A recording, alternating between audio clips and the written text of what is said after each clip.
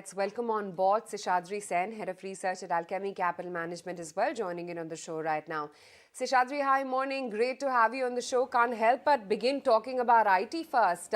Just on the cusp of lots of earnings this week from the IT majors and, of course, TCS later today. Just wanted to understand whether we are at the fag end of the bad news or at least weak pricing for the stocks. Yeah, we think that we are closer to the end of the negative cycle in IT than the beginning. In terms of earnings, obviously top line could slow down a little bit given what's happening in the Western economies. But sooner rather than later, you'll see margin pressures start to alleviate. And if you look at the stock prices and valuations, they've compressed pretty considerably over the last 12 months. So we are close to the end of the cycle. I wouldn't, hazard a prediction that it's an instant gratification trade. There may be a little bit of more pain left. Unsure about that, but if you look at a 6-month to 1 year perspective, I think the quality names in IT are starting to look fairly attractive. Okay, so we are towards perhaps the fag end of the correction as far as the IT sector goes. But what about the new age tech sector? That also saw quite a bit of correction in the year gone by. Do you expect that to follow through, or at least there is a bit of reversal in place for the new age tech companies like Zomato, Nykaa, etc.? I think similar trends. Maybe they'll take a little more time to recover, partly because of the immense price damage that's been done in that sector. And there is a little bit of uncertainty, especially what's happening in the global internet sector, about the near-term outlook recoveries. You may see some more cost cutting. But if you take a longer-term view and you pick your stocks carefully, and the three things that we look at are, first of all, good governance. And the last 12 months, there's plenty of data to figure out which of these are well governed and which are not. Secondly, the clear path to profitability, which is becoming more and more visible in many of these cases. And third, of course, we want us to keep testing the market opportunity and the long-term growth prospects of these companies, because these are new companies. Assumptions were made of long-term growth prospects when they went IPO. Those assumptions need to be kept testing. But from a 1 to 2 year perspective, some of these names do look very attractive because they are delivering very, very high levels of market share growth if you see the underlying top line. Okay, so that's about the new age tech companies. And I was reading your views, Seshadri, and one very interesting thing is that you seem to have exited out of life insurance companies because you're seeing better opportunities in bank and NBFCs. A bit surprising because of late we have at least heard a bit more positive, murmurs around insurance companies. What's your take?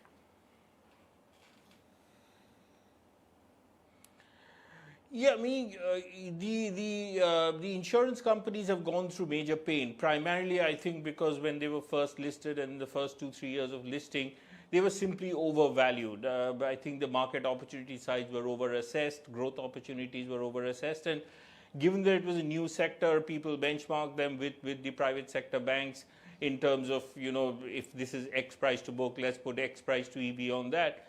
And that was, I think, an incorrect way to look at it. It is true that the valuations have largely corrected, which makes them a little attractive. I'm just worried about three things. One, a high interest rate regime is not conducive for growth in the high margin sectors in life insurance.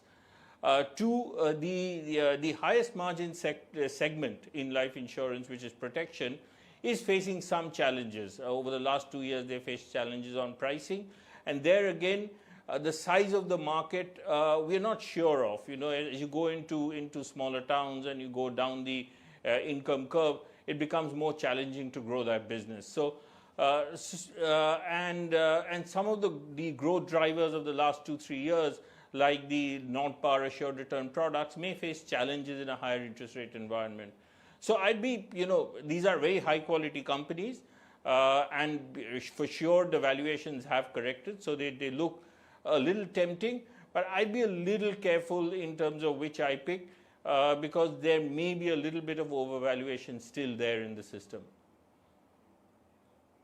Okay. Seshadri, this entire view on capital goods, don't you think it's becoming too obvious and too easy? And markets somewhere could get a little bit disappointed if anything goes wrong on the export front, global front, even on the interest rate front?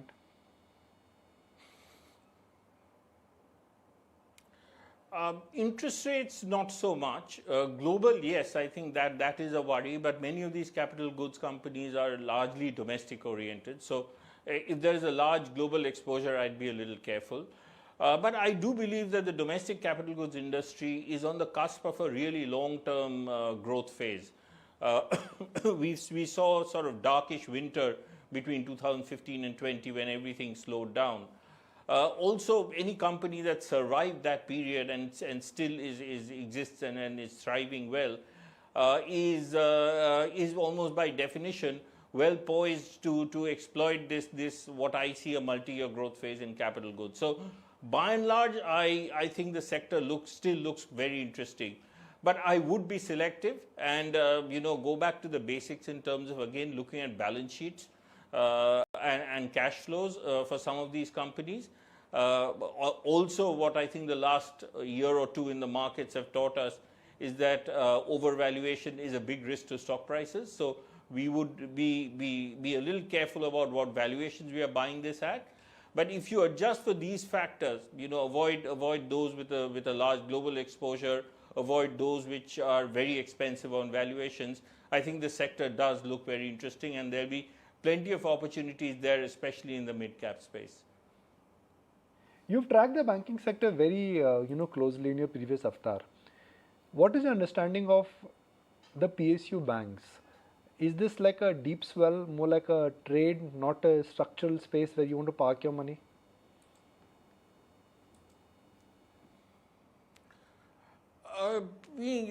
Stock price performance is stock price performance. Trade versus investment sometimes turns out to be a false binary. But certainly, let me answer this in a different way.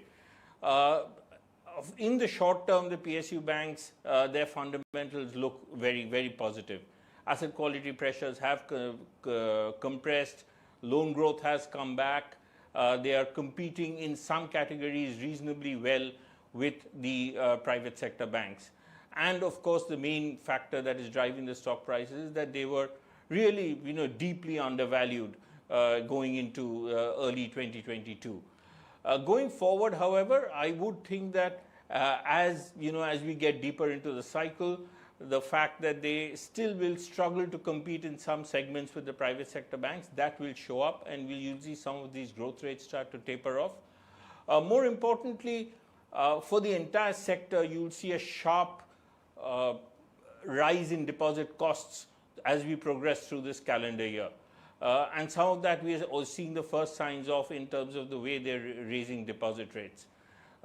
When that happens, I'm not sure that this kind of outperformance will sustain and the investors will gravitate back towards the more quality names. So maybe this rally will last for another quarter or two, but from a 1 to 2 year perspective, I would still prefer private sector names which have a strong franchise and have a long runway of growth. So as we look into 2023, what will work, growth or value? Because if you bought growth stocks in 2021, you hit a home run. If you bought the value stocks ahead of 2022, you never made money. What will work this year?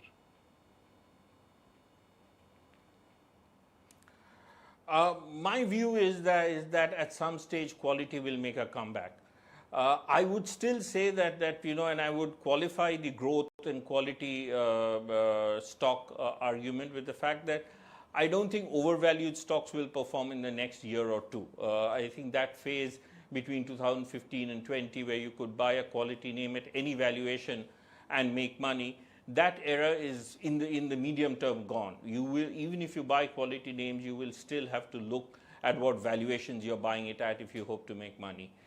The rally in relatively low quality names, the value rallies may last for another quarter or two. But if you look at a 1 to 2 year perspective, I think it will peter out at some stage. You're absolutely right. If you look at India over a longer term perspective, you get 3 to 4 years or maybe longer of growth, especially growth at reasonable price being the best performing category. And then you get the odd year in between where value performs and plays a catch up, especially when we are at the beginning of a positive economic cycle, which is what I think we are at. And then again, quality starts to come back. So I would not sort of veer away from focusing on quality names. The only caveat I would put is that be careful of valuations, because overvalued stocks are unlikely to perform from even a medium-term perspective here. Seshadri, wondering what you're doing with fintech. Those stocks have corrected quite a fair bit. The managements are clearly changing their commentary, saying the right things that the markets want to hear. But is it time yet to buy those stocks? Selectively, yes. And the reason is that fintechs are genuinely disrupting the space. If you see some of the growth numbers that the fintechs are delivering, they are quite impressive, and they're gaining market share. And they're breaking down the moats that some of the traditional banks have had over, right up to say 2018-19. So as a sector, I would definitely keep an eye out on fintech. The rest of my answer is the same as the one you asked about new age tech, that I would look at, one, how the management quality is and how the governance is. Two, what in those specific categories, what the long-term growth opportunities are, and of course path to profitability, which, to be fair, most fintechs have started to focus on and are showing a very good glide path to profitability.